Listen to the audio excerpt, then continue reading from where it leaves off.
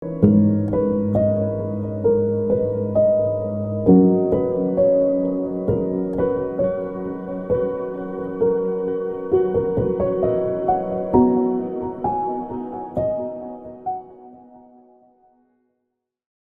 Lord. எல்லோரும் எப்படி இருக்கீங்க? ஹாப்பியாக இருப்பீங்க அப்படின்னு கருத்துக்குள்ளே நம்புகிறேன். நம்ம ஒவ்வொரு வாரமும் நிறைய விதமான ப்ராக்டிக்கல் கொஸ்டின்ஸ்க்கு நம்ம ஆன்சர் பார்த்துட்ருக்கோம். ப்ளஸ் பைபிள் ரிலேட்டடாகவும் ப்ராக்டிக்கலாகவும் நிறைய காரியங்களை நம்ம எல்லாம் தியானிச்சிட்ருக்கோம். அந்த வகையில் இதுக்கு முன்னாடி சில வாரங்களுக்கு முன்னாடி நம்ம பார்த்த ஒரு கேள்வியிலேருந்து இன்னொரு கேள்வியும் சேர்த்து நம்ம வியூவர்ஸில் ஒருத்தங்க கேட்டிருக்காங்க. அந்த கேள்வி என்னென்னா, இதுக்கு முன்னாடி நம்ம இதை சேனலை தொடர்ந்து பார்க்குறவங்களுக்கு தெரியும், நகை போடுறது தவறா இல்லையா, போடலாமா, பைபிள் அதை பற்றி என்ன சொல்லுது அப்படிங்கிறத நம்ம பார்த்தோம் வேதத்துலேருந்து அதனுடைய ஃபுல் காரியங்களை. அதனுடைய ஒன்று தொடர்ச்சியாக அந்த கேள்வி கூட ஒரு பர்சனல் கொஸ்டினை கேட்டிருக்காங்க. அண்ணா, நாங்கள் உங்களை பார்க்குறோம், நீங்கள் மோதிரமோ செய்யணும் எதுவுமே நீங்கள் போடுறது இல்லையே அப்படின்னு ஜேம்ஸ் அண்ணங்கிட்ட ஒருத்தங்க கேட்டிருக்காங்க. அதுக்கான விளக்கத்தை நம்ம என்ன பண்ணலாம் பார்க்கலாம். Praise lord. இந்த கேள்வி பதில் நேரத்திற்கு உண்மையாகவே உங்களை அன்போடு கூட வாழ்த்தி வரவேற்கிறேன். சின்ன சின்ன சந்தேகங்கள் தான், ஆனால் ஆவிக்குரிய வாழ்க்கைக்கு வளர்வதற்கு ஒரு அடிஸ்தானமாக, அஸ்திபாரமாக, ஒரு ஏணிப்படியாக இருக்கக்கூடிய நல்ல கேள்விகள். அதனுடைய பதிலை நீங்கள் கடைபிடிப்பீர்கள் என்றால் உங்களுடைய ஆவிக்குரிய வாழ்க்கைக்கு ஆசீர்வாதமாக இருக்கும். ஏற்கனவே கேட்ட கேள்வியினுடைய ஒரு தொடர்ச்சி தான் இது. அருமையானவர்களே, ஏற்கனவே பொதுவாகவே நம்முடைய கிறிஸ்தவ சமுதாயத்தில் பலவிதமான டினாமினேஷன்ஸ், ஒவ்வொரு டினாமினேஷன்ஸுக்கும் ஒவ்வொரு கோட்பாடுகள் உண்டு.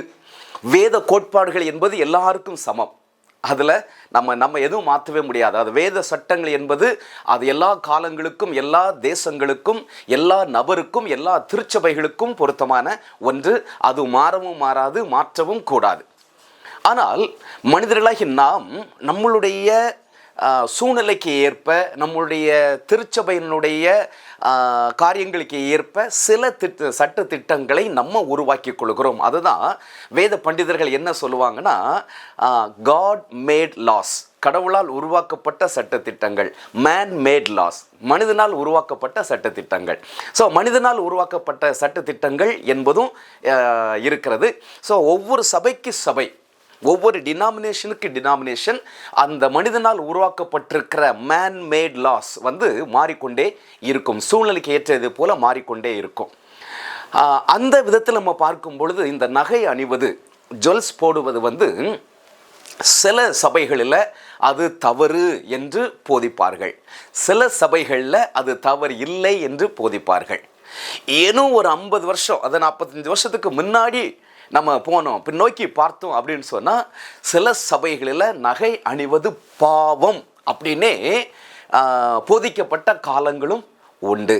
நகை அணிந்திருந்தால் இந்த சாக்கிரமந்துகளில் நீங்கள் பங்கு பெற முடியாது அப்படின்னும் கட்டுப்பாடு இருந்த சபைகளும் உண்டு. ஆனால் இன்றைக்கு அது கொஞ்சம் கொஞ்சமாக தளர்த்தப்பட்டு பரவாயில்ல, நகை போட்டிருந்தா கூட பரவாயில்ல, இந்த கிறிஸ்தவ சாக்கிரமந்துகளில் நீங்கள் அனுசரிக்கலாம் அப்படின்னு சபைகள் கொஞ்சம் அந்த காரியத்தில் விட்டு கொடுத்து வந்திருக்கிறார்கள். இன்னும் சில இடங்களில் அதை இன்னும் ஸ்ட்ரிக்டாக ஃபாலோ பண்ணுற காரியங்களும் இருக்கிறது. ஆனால் ஒரு மாற்றம் வந்து கொண்டே தான் இருக்கிறது.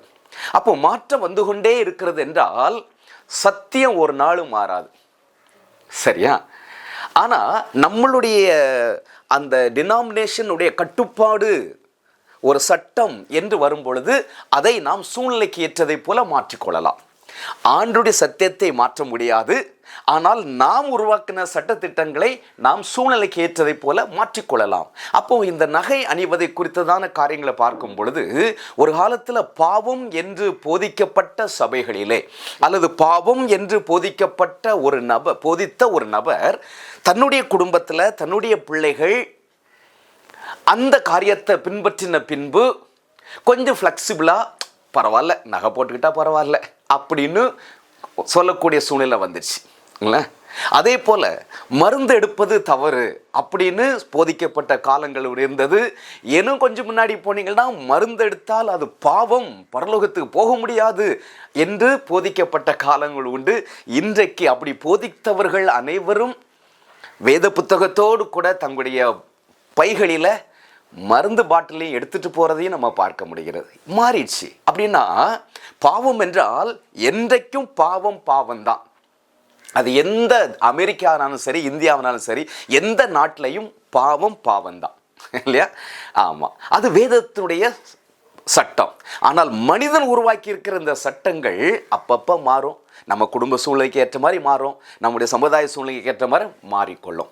ஆனால் இன்றைக்கு நான் சொல்ல வருகிற காரியம் என்னென்னா, இந்த நகை போடுறதை குறித்து நிறைய ஊழியர்கள் பேசிட்டாங்க, சரிதானா? ஆமாம், இது அவர்களுடைய மனநிலையை பொறுத்தது, அவர்களுடைய விசுவாசத்தின் அடிப்படையை பொறுத்தது. இப்போ என்கிட்ட தனிப்பட்ட விதத்தில் கேட்கப்பட்ட ஒரு கேள்வியாக இது இருக்கிறது. நீங்கள் ஏன் ஆபரணங்கள் அணிவதில்லை? ஆமாம், நான் ஆபரணங்கள் அணிவதில்லை. நான் ஒரு மோதிரமோ அல்லது செயினோ எதுவும் நான் போடுறதில்லை. வெட்டிங் ரிங், சிலர் என்னை சில மீட்டிங்கில் கேட்டிருக்காங்க, நீங்கள் வெட்டிங் ரிங் கூட போட மாட்டேங்கிறீங்களே அப்படின்னு சொல்லி. ஆமாம், போடுறதில்லை தான். வெட்டிங் ரிங் இருக்குதா? இருந்தது, ஆனால் போடுறதில்லை. அருமையானவர்களே, இந்த ஒரு ஆபரணங்கள் போடுவது என்பது அவர்களுடைய தனிப்பட்ட ஒரு காரியம். ஆனால் ஒன்று நம்ம புரிந்து கொள்ள வேண்டும், ஏன் போடுகிறோம், எதற்காக போடுகிறோம்? இதை போட்டால் என்னை 4 பேர் மதிப்பாங்க அப்படிங்கிறதுக்காக போடுகிறோமா? இதை நான் போட்டாதான் எனக்கு ஒரு மதிப்பு அப்படிங்கிறதுக்காக போடுகிறோமா? இதை போட்டால் நான் கொஞ்சம் இன்னும் அழகாக தெரிவேன் அப்படிங்கிறதுக்காக போடுகிறோமா? நோக்கம்தான் முக்கியம்.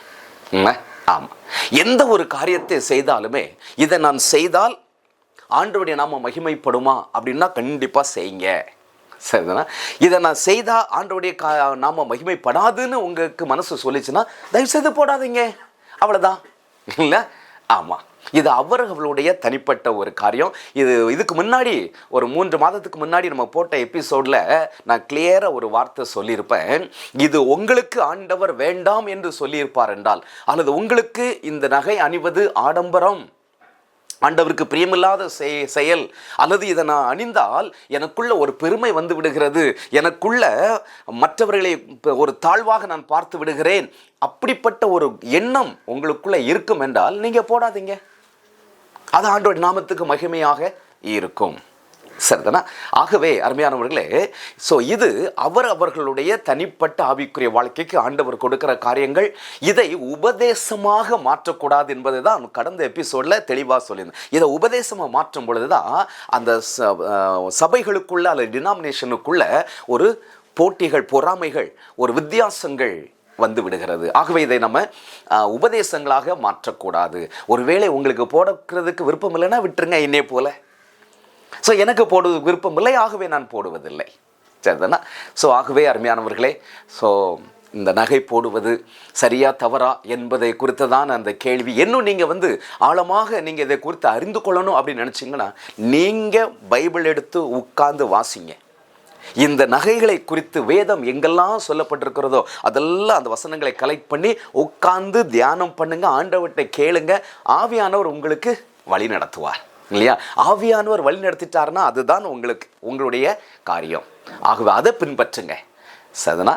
ஆகவே மனிதர்கள் அல்ல, ஆண்டவருடைய வார்த்தைகளை பின்பற்றுவோம், ஆண்டவரை பின்பற்றுவோம். அவருடைய பாதை தான் நமக்கு அடிச்சுவடாக நம்ம பின்பற்றி போக வேண்டிய ஒன்று. ஆகவே ஸோ எனக்கு இந்த நகை அணிவதில்லை, எனக்கு விருப்பம் இல்லை, ஆகவே நான் அணிவதில்லை. மீண்டும் அடுத்த வாரம் ஒரு கேள்வியோடு கூட உங்களை சந்திக்கிற வரைக்கும் ஆண்டவருடைய பிரசனமும் ஆண்டவருடைய வழிநடத்துதலும் உங்களோடு கூட இருப்பதாக. தொடர்ந்து நம்முடைய ஊழியர்களுக்காக ஜெபிக்க மறந்துடாதீங்க, சரியா? இந்த யூடியூப்பில் பார்க்குறவங்க இந்த கேள்வி பதிலை பார்த்துட்டு அப்படியே போயிடாதீங்க. நம்முடைய ஊழியங்களுக்காக அட்லீஸ்ட் இந்த நிமிஷம், இந்த பார்த்த உடனே ஒரு 2 நிமிஷம் ஜெபம் பண்ணுவீங்களா? மிஷினரி ஊழியத்துக்காக ஜெபம் பண்ணுங்க. ஒருவேளை இந்த மிஷினரி ஊழியத்திற்கு நீங்கள் உதவி செய்யணும் அப்படின்னு சொல்லி ஏவப்படுவீர்கள் என்றால் எங்களோட தொடர்பு கொள்ளுங்க. நிறைய வாய்ப்புகள் இருக்கிறது மிஷினரி ஊழியங்களுக்கு உதவி செய்வதற்கு. மாதந்தோறும் காணிக்கை கொடுத்து இந்த மிஷினரி ஊழியத்தை நீங்கள் தாங்கலாம். ஒரு மிஷினரி குடும்பத்தை பொறுப்பெடுத்து நீங்கள் தாங்கலாம். மிஷினரி பணித்தளங்களில் ஆலயங்களை கட்டி கொடுத்து நீங்கள் உதவி செய்யலாம். ஊழியத்துக்கு தேவையான தளவாடங்கள், அந்த காரியங்களெல்லாம் மிஷினரிஸுக்கு பைக்கு, சைக்கிள் வாங்கி கொடுத்து ஊழியங்களை இன்னும் துரிதப்படுத்தலாம். வட இந்தியாவில் இன்னும் அநேக தேவைகள் இருக்கிறது. ஸோ அப்படிப்பட்ட தேவைகளுக்காக நீங்கள் ஜெபியுங்கள், எங்களோடு கூட தொடர்பு வைத்துக் கொள்ளுங்கள். ஆண்டவர் பெரிய காரியங்களை செய்வார். God bless you.